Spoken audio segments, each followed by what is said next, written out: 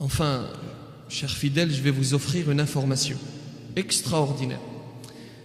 Une information que vous allez d'ailleurs offrir à votre entourage, en retenant au moins cette partie du prêche. Et c'est un cadeau d'Allah subhanahu wa ta'ala pour le jeûneur. Et malheureusement, beaucoup ignorent cela. Alors écoutez bien, ce sont deux traditions prophétiques. La première, le prophète sallallahu alayhi wa sallam dit ceci: Lis-sa'imi 'inda iftarihi da'watun mustajaba. Et il dit dans une autre tradition: Inna lis-sa'imi 'inda fitrihi da'watan ma turad. Il y a pour le jeûneur, lors de la rupture du jeûne, une invocation exaucée. Dans une autre tradition, il y a pour le jeûneur, lors de la rupture du jeûne, une invocation qui n'est pas refusée.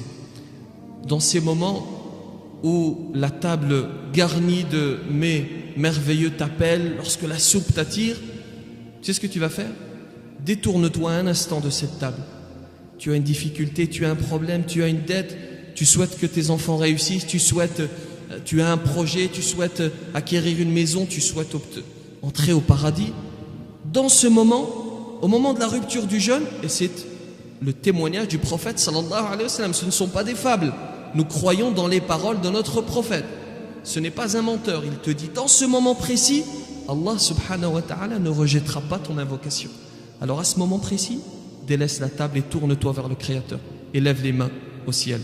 Qu'Allah subhanahu wa ta'ala accepte notre jeûne et nos invocations. Assalamu alaikum, alaikum, yeah. Assalamu alaikum.